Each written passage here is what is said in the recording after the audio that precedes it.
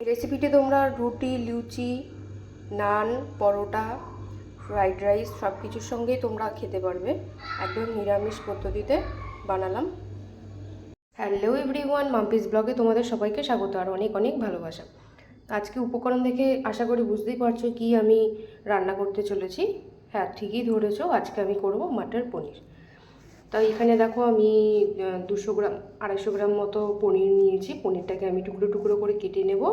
আর এখানে নিয়েছি দেখো ছোটো ছোটো টুকরো করে কিছুটা আলু। তোমরা আলুটা স্কিপ করতে পারো, নাও দিতে পারো চাইলে। আর এখানে দেখো আমি 300 গ্রাম মতন কড়াইশুঁটি নিয়েছি।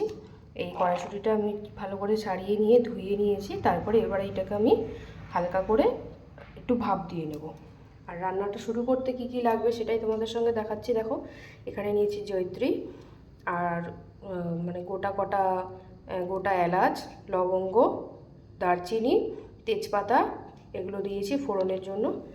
আর এখানে একটা মানে কটা টমেটো নিয়েছি, মানে বড় একটা নিয়েছি আর ছোট একটা নিয়েছি। টমেটোটাকে আমি কেটে নিয়েছি। আর এখানে নিয়েছি কিছু আদা অল্প করে পরিমাণ মতো। আর এখানে নিয়েছি কাজু। এটাকে আমি ভেজে নিয়ে তারপরে পেস্ট করে নেব। চলো দেখতে থাকো কীভাবে আমি রান্নাটা করছি। বন্ধুরা এবার দেখো আমি কড়াইশুঁটিটা আর আলুটা আমি লবণ দিয়ে সেদ্ধ বসিয়ে দিয়েছি।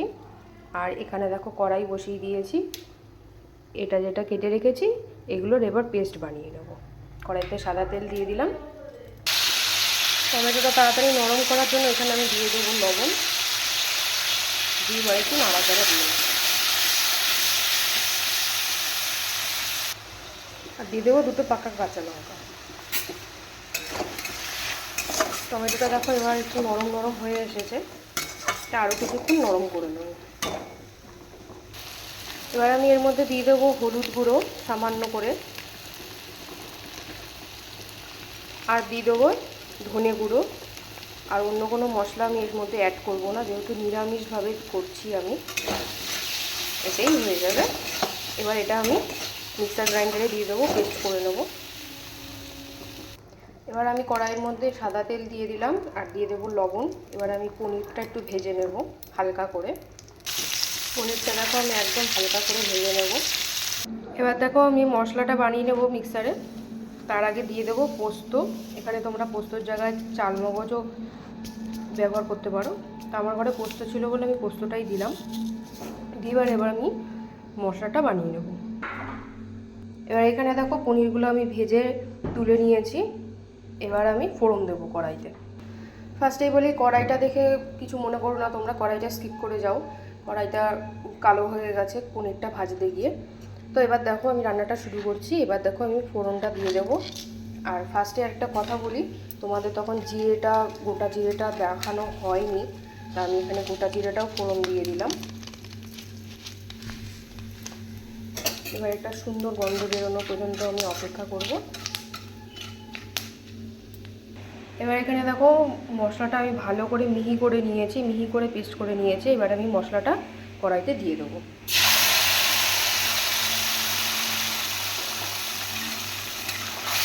দিয়ে এবার একটু কিছুক্ষণ কষিয়ে নেব মশলা থেকে যতক্ষণ না তেল ছাড়ছে। আর এদিকে দেখো আমার মটরশুঁটিটা আর আলুটা সেদ্ধ হয়ে গেছে। মিক্সির বাটিটা ধুয়ে জলটাও আমি দিয়ে দিলাম। দিয়ে বেশ কিছুক্ষণ চাড়ানো করার পরে মশলা থেকে যখন তেলটা ছাড়তে শুরু করবে তখন আমি কড়াইশুঁটিটা আর আলুটা দিয়ে দেবো। তো এখানে দেবো ছোটো চামচের 1 চামচ মতো চিনিটা তোমরা তোমাদের স্বাদ মতো দেবে। আর লবণটা যেহেতু আমি আরও আগে দিয়েছিলাম, লবণটা আমি এই জন্য দিলাম না। লবণটা তোমরা তোমাদের স্বাদ মতো দেবে। এবার আমি এটা ভালো করে কষিয়ে নেব। মশলাটা দেখো বেশ ভালো করে কষানো হয়ে গেছে। এবার আমি কড়াইশুঁটিটা আর আলুটা এর মধ্যে দিয়ে দেবো। দিয়ে এবার একটু এটা দিয়ে নাড়িয়ে চাড়িয়ে নেব।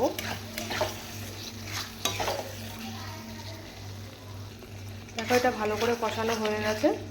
আমি এবার পনিরগুলো দিয়ে দেবো।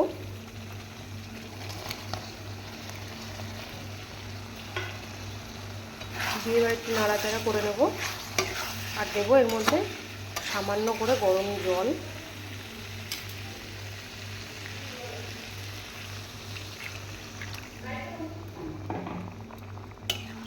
যেহেতু কাজু দেওয়া আছে, কাজু বাদাম দেওয়া আছে, সেই জন্য জলটা একটু বুঝে দেবে, না হলে কিন্তু পরে ঘন হয়ে যাবে।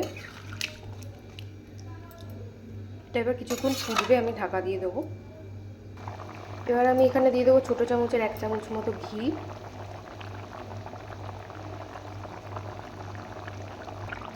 এবার দেবো একটু গুঁড়ো গরম মশলা, অল্প করেই দেবো, বেশি দেবো না, হালকা ফ্লেভারটা আসার জন্য।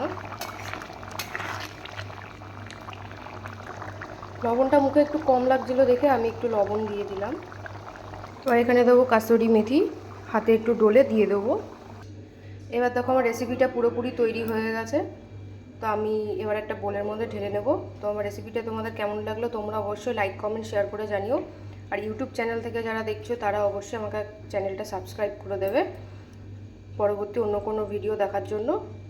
দেখা হচ্ছে পরবর্তী অন্য কোনো ভিডিওতে। টাটা।